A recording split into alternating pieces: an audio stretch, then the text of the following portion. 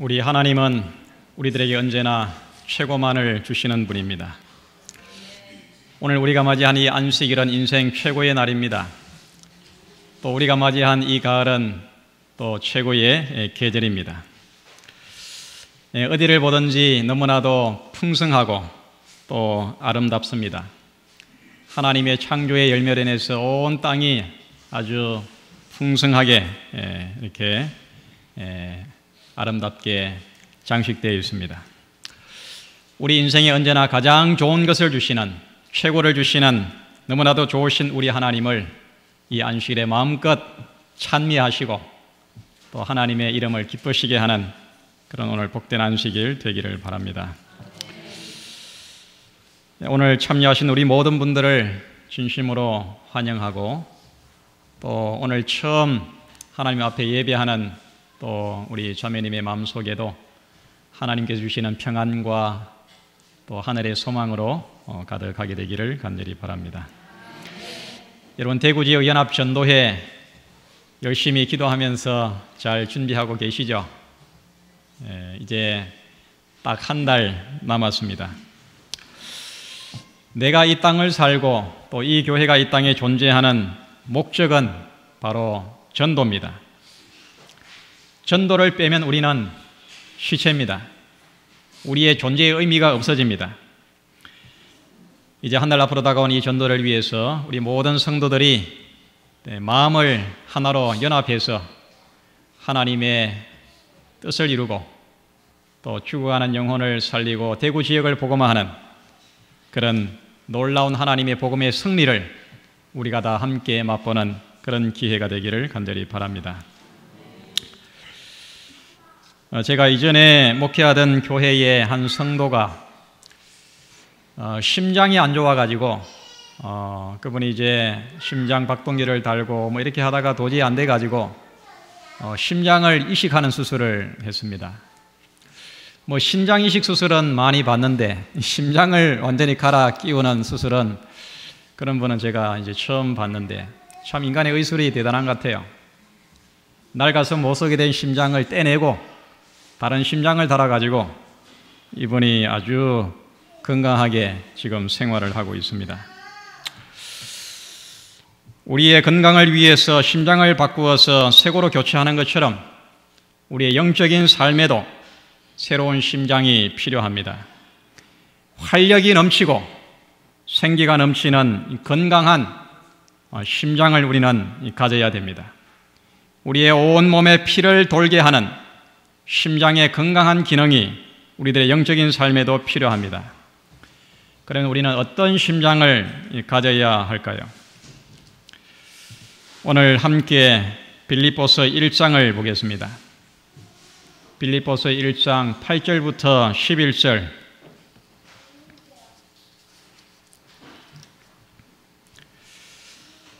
제가 먼저 읽겠습니다. 내가 예수 그리스도의 심장으로 너희 무리를 어떻게 사모하는지 하나님이 내 증인이시니라.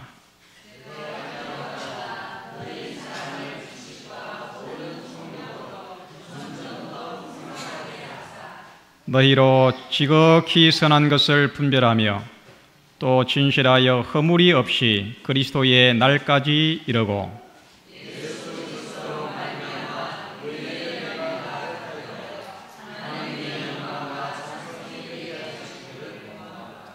아멘. 위대한 사도 하나님의 종 이 바울은 이 그리스도의 심장을 가지고 이 땅을 산 인물이었습니다. 예수님이 가지셨던 바로 그 심장으로 그는 성도를 사랑하고 복음을 전하고 죄인을 구원하는 일을 했습니다. 그렇기 때문에 바울에게는 많은 반대가 있었고 핍박과 궁핍과 고난이 있었지만은 그것이 문제가 되지 않았습니다. 그가 가는 그 길을 막을 어떤 세력이 없었습니다. 여러분의 심장은 어떻습니까? 누구의 심장을 가지고 살아가고 있습니까? 내가 이 땅을 태어날 때에 타고난 그 이기적이고 세속적인 심장을 가지고 이 땅을 살아가고 있습니까? 죄로 병들고 타락한 심장으로 오늘을 살고 있습니까? 아니면 세상의 물질과 허영으로 가득 찬 그런 마음의 심장을 가지고 살아가고 있습니까? 오늘 우리는 예수의 심장을 이식해야 합니다. 사도 바울처럼 예수님의 심장을 가지고 이 땅을 살아가야 합니다. 그리할 때에 우리의 삶은 의미 있고 보다 더 가치 있고 또 의의 열매가 풍성한 그런 아름다운 생애가 될 것입니다. 이 심장은 우리 몸에 없어서는 안 될 중요한 장기입니다. 심장이 멈추는 순간에 내 생명도 끝이 납니다.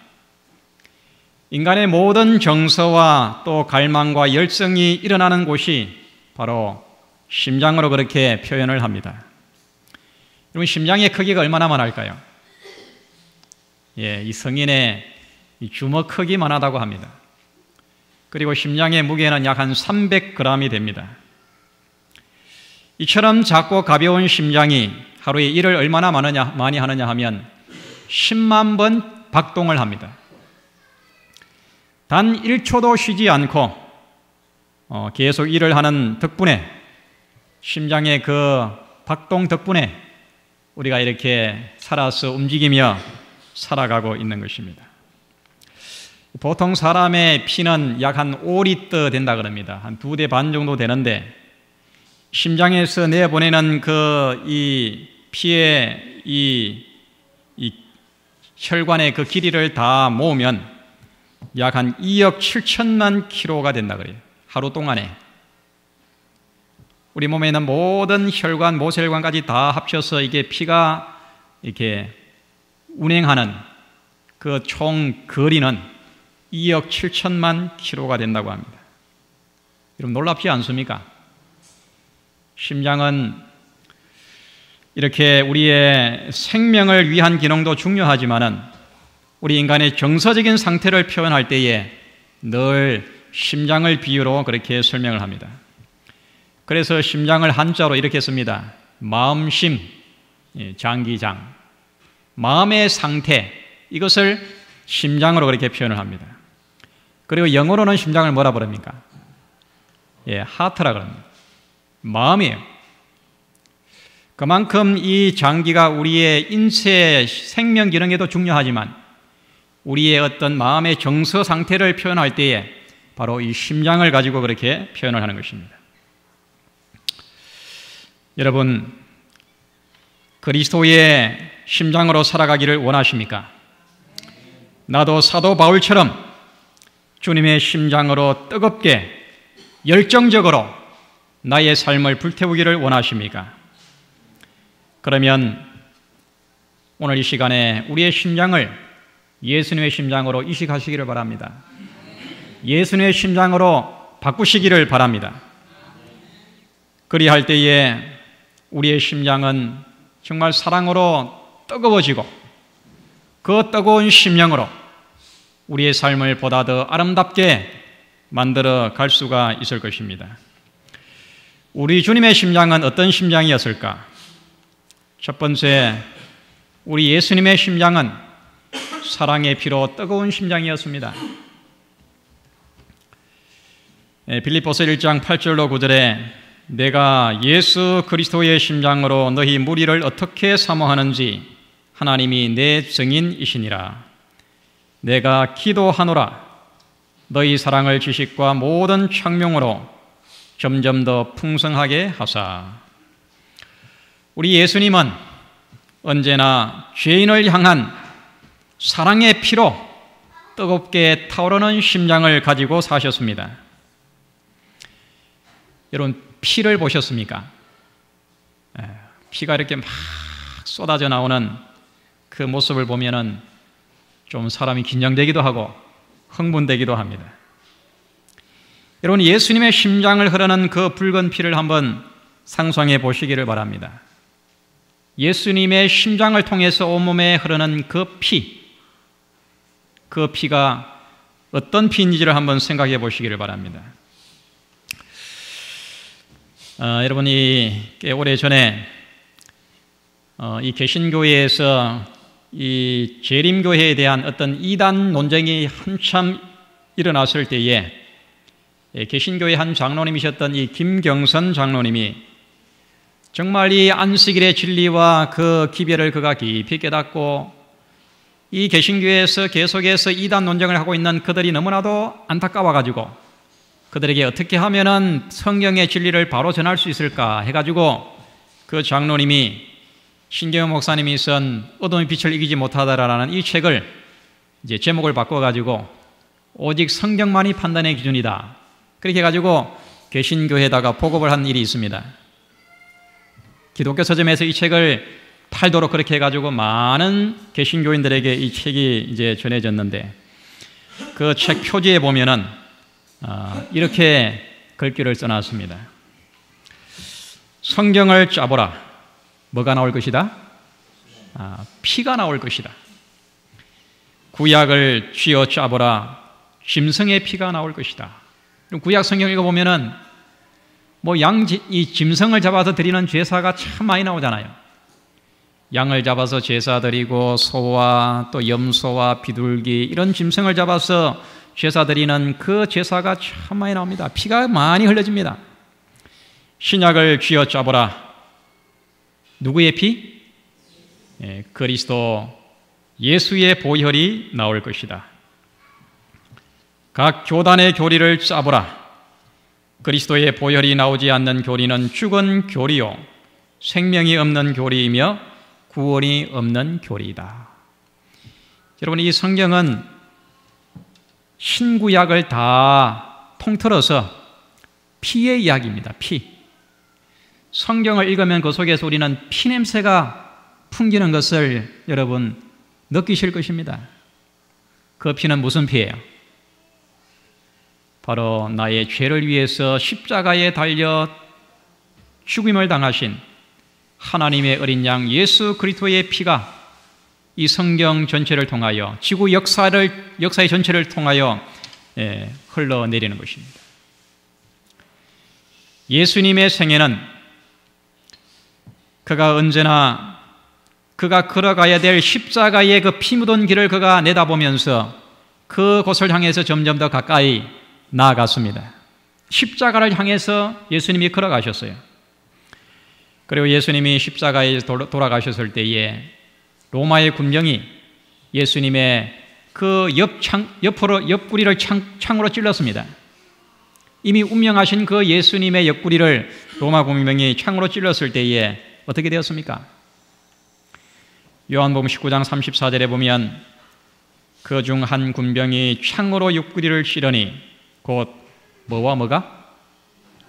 피와 물이 나오더라. 여러분, 이 의학적으로 이 죽은 사람의 몸에서 이렇게 이 피가 나오는 것은 일반적인 것이지만 물이 함께 나왔어요. 이것은 의학적으로 심장이 파열되었을 때에 일어나는 현상이라고 합니다. 심장. 여러분, 우리 예수님은 우리를 너무나도 사랑하셔서 심장이 터져가지고 예수님이 운명하셨어요. 예수님의 사인은 어떤 십자가에 달려서 고통을 받고 괴로워서 돌아가신 것이 아닙니다. 죽을 수밖에 없는 죄인의 구원을 위해서 예수님이 너무나도 사랑하셔서 그 심장이 완전히 파열돼 가지고 피와 물을 쏟아내신 것입니다. 예수님의 심장은 언제나 죄인을 사랑하는 그 사랑의 피로 뜨거운 심장을 가지고 사셨고 예수님이 그렇게 돌아가셨습니다. 예수님은 지금도 하늘 보좌에서, 하늘 성소에서 이 세상을 위하여, 죄인을 위하여 이렇게 속죄하시고 중보하고 계십니다.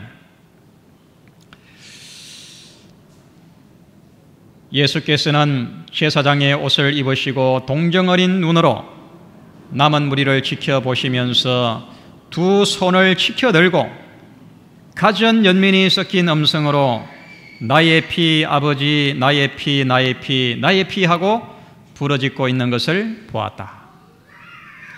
우리 예수님은 지금도 자신이 흘린 그 십자가의 피를 기초로 해가지고, 근거로 해가지고 죄인이 회개하고 구원 얻도록, 회개하고 하나님의 사랑의 품으로 돌아오도록 지금도 쉬지 않고 부르짖고 계십니다. 지금도 우리 각자의 이름을 부르시면서 우리가 하나님의 품으로 돌아오기를 기다리고 계시는 것입니다.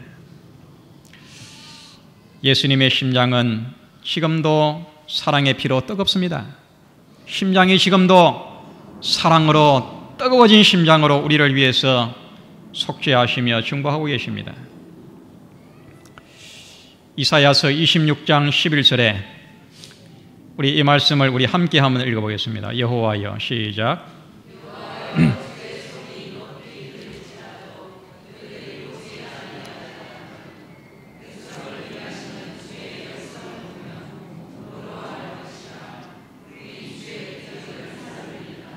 아멘. 여호와여, 주의 손이 높이 들릴지라도, 이것은 십자가를 미리 예언하는 것 같아요.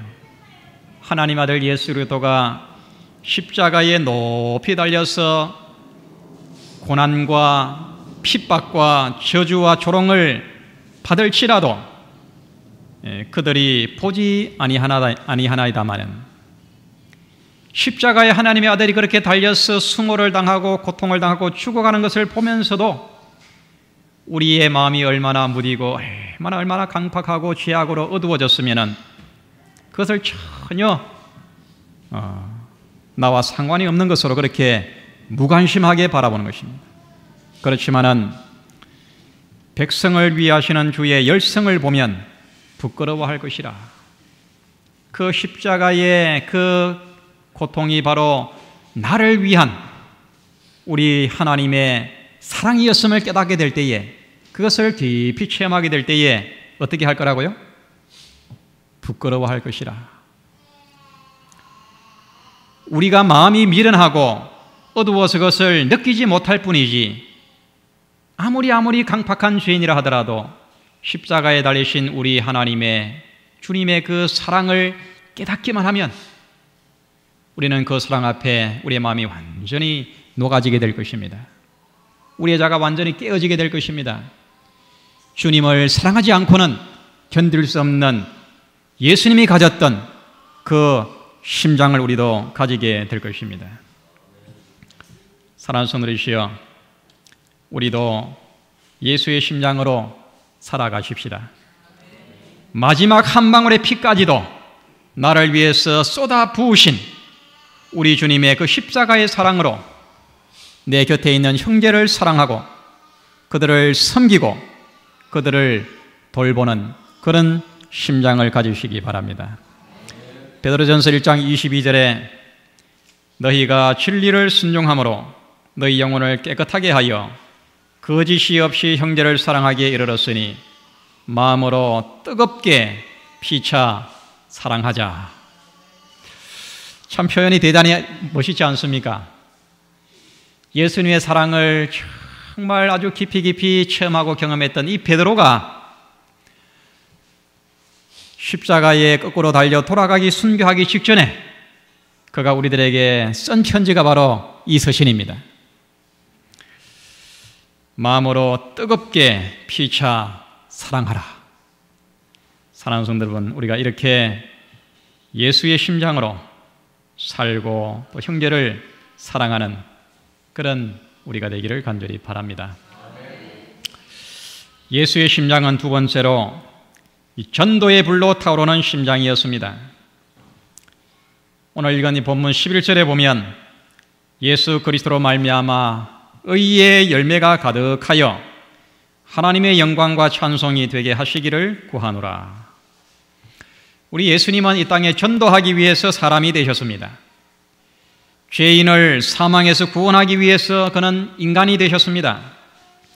예수의 심장은 언제나 전도의 불로 활활 타올랐습니다. 그리고 그 뜨거운 전도의 불이 제자들의 가슴에도 타오르기를 원하셨습니다. 죽어가는 죄인을 살리고자 하는 열성이 가슴 속에 활활 타오르기를 원하셨습니다. 그래서 누가복음 12장에 보면 예수님께서 십자가를 바로 앞에 두고 이렇게 그의 심정을 토로합니다. 내가 불을 땅에 던지러 왔노니 이 불이 이미 붙었으면 내가 무엇을 원하리요? 나는 받을 침례가 있으니 그 이루기까지 나의 답답함이 어떠하겠느냐? 왜 왔다고요? 내가 불을 땅에 던지러 왔다고요. 만약에 이 불이 이 제자들의 마음속에 지금 붙어서 활활 타오른다고 하면은 내가 무엇을 더 바랄 게 있겠는가?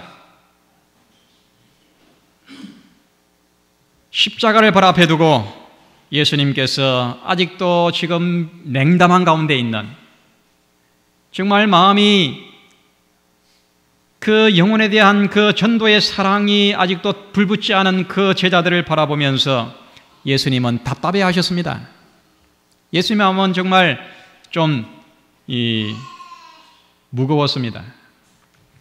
내가 불을 땅에 던지러 왔나니. 드디어 이 불이 붙었습니까? 예, 예수님께서 십자가에 달려 돌아가시고 제자들이 모여서 마가의 다락방에서 마음을 같이하여 기도할 때에 바로 거기에 불이 내렸습니다. 사도행전 2장 1절로 4절에 보면 오순절에 그들이 다 모여서 기도할 때에 호련히 하늘에서 급하고 강한 바람 같은 소리가 거기에 임해가지고 불의 혀와 같이 갈라지는 것이 저희에게 보여서 그들이 다 성령이 충만하고 성령이 말하게 하심을 따라서 말하고 그들이 각기 다른 방언으로 그들이 복음을 전하기를 시작했습니다. 드디어 이 불은 그렇게 예수를 미워하고 제자들을 핍박했던 사도 바울의 가슴에도 그 불이 붙었습니다.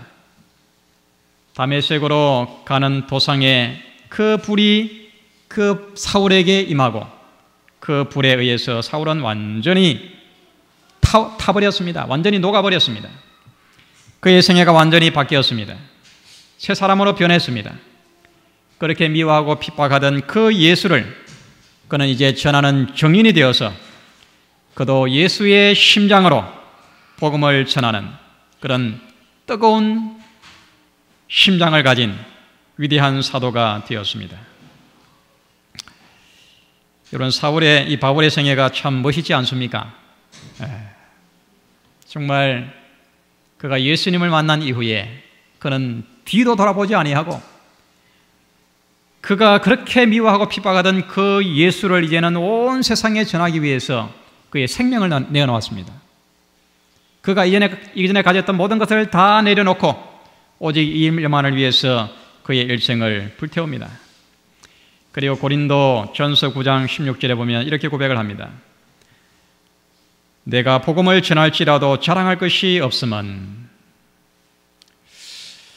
여러분이 바울이 한 그 사역이 얼마나 위대합니까?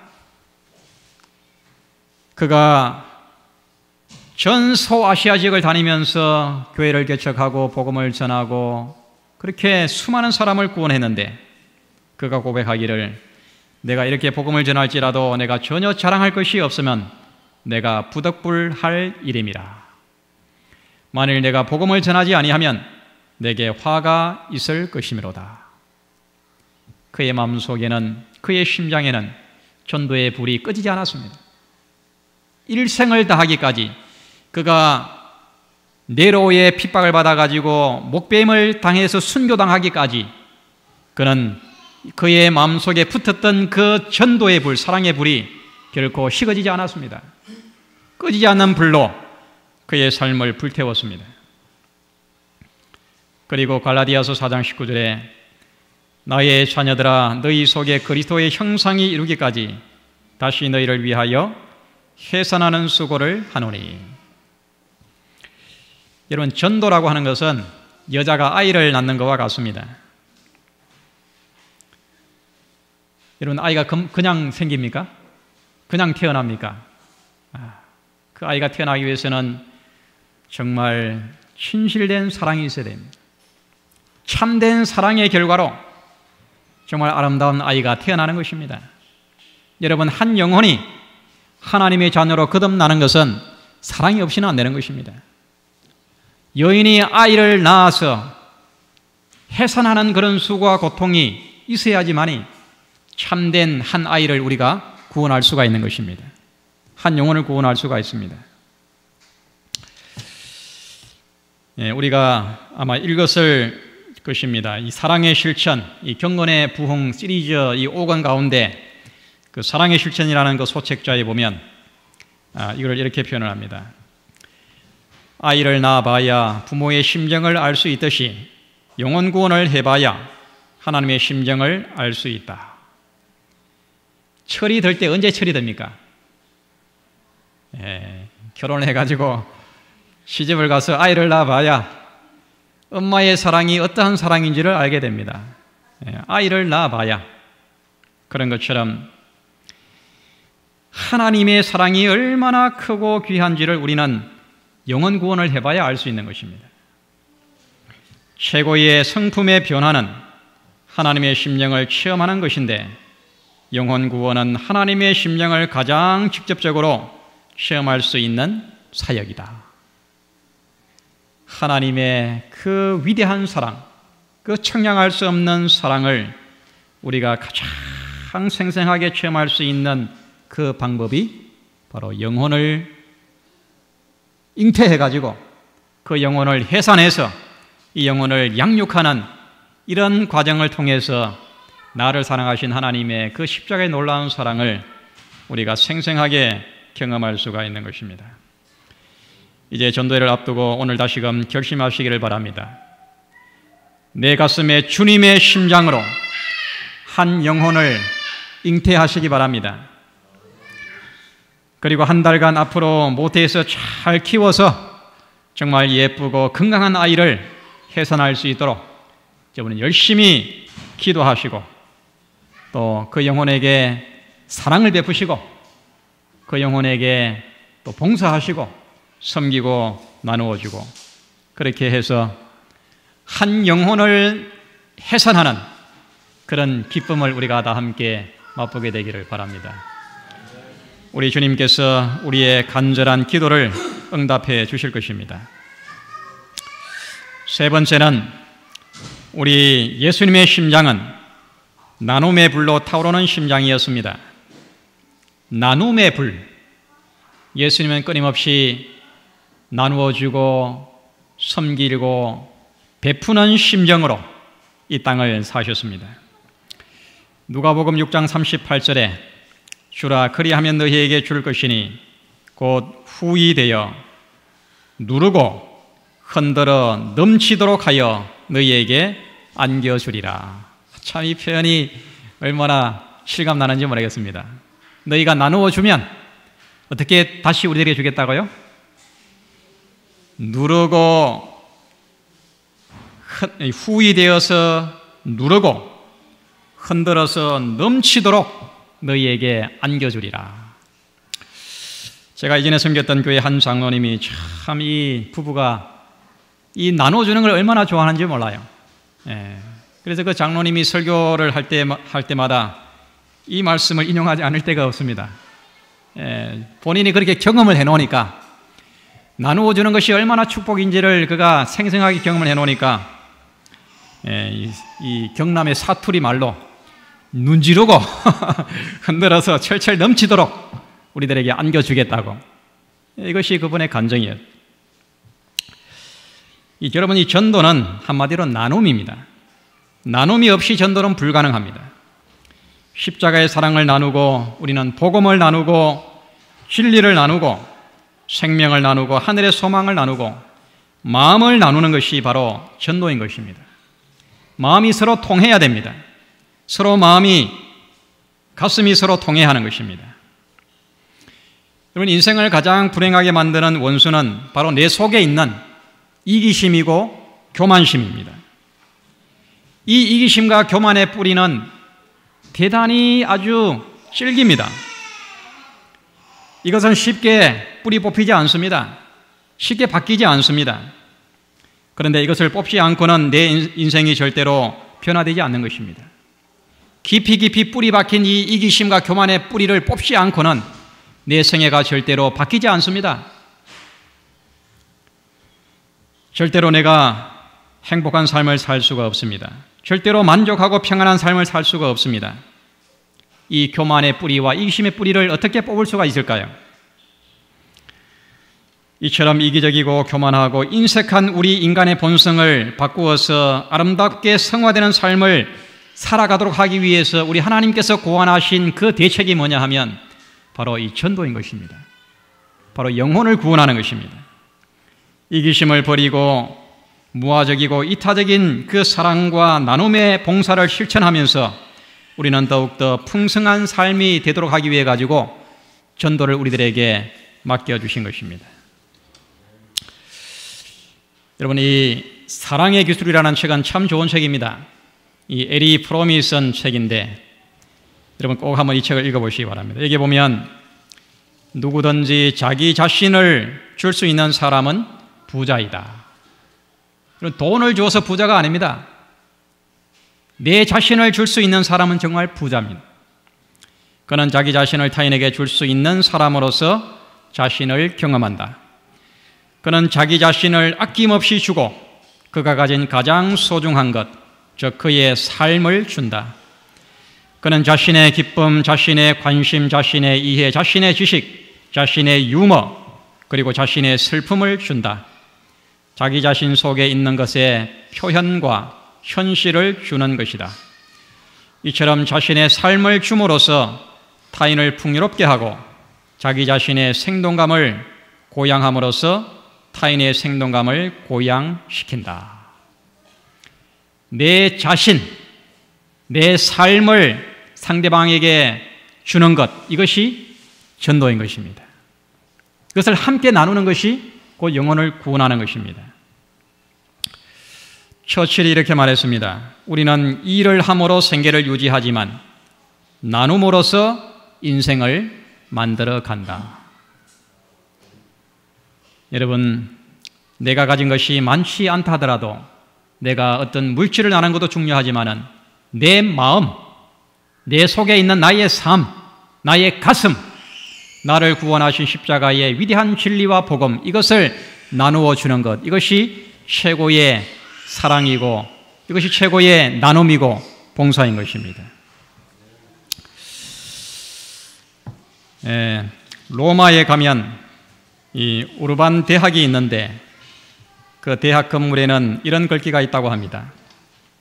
그리고 그 다음에는 여기에 아름다운 일화가 있습니다.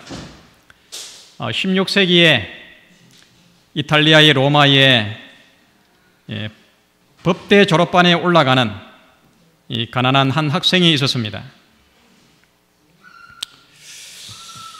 이 고학생은 경제적으로 참 어려움에 처해가지고 학비를 감당할 길이 없어가지고 그가 많은 사람들을 도와주는 이 필리포 네리라고 하는 이 사제를 찾아가가지고 도움을 청하게 됐습니다. 이제 이 사제가, 네리 사제가 이 학생의 사정을 다 들은 이후에 몇 가지 질문을 합니다. 자네는 법대를 마치면 무엇을 하려는가? 이 학생이 아주 당당하게 대답을 했습니다. 저는 변호사가 되겠습니다. 그리고 그 다음에는 저는 돈을 벌겠습니다. 그리고 그 다음에는 저는 같은 불우한 처지에 있는 사람들을 도우면서 살고 싶습니다. 그리고 그 다음에는 결혼을 해야 되겠지요. 그리고 그 다음에는 집을 장만하고 자녀를 낳고 교육을 시켜야겠지요. 그리고 그 다음에는 그렇게 당당하던 이 학생의 이 대답이 점점 더 약해지기 시작했습니다. 그리고 그 다음에는 점점 늙어가겠지요. 그리고 그 다음에는 죽어야겠지요. 그리고 그 다음엔 학생은 할 대답이 없었습니다. 고개를 떨구고 있을 때에 이 네리 사제가 단호하게 이렇게 말합니다. 죽음 다음엔 하나님의 심판이 있고 그 다음엔 영원한 하나님의 나라가 있다네. 그런데 자네는 그것을 모르고 기껏 죽기 위해서 공부를 하겠다니 이런 사람은 내가 도와줄 가치가 없네. 그냥 돌아가게.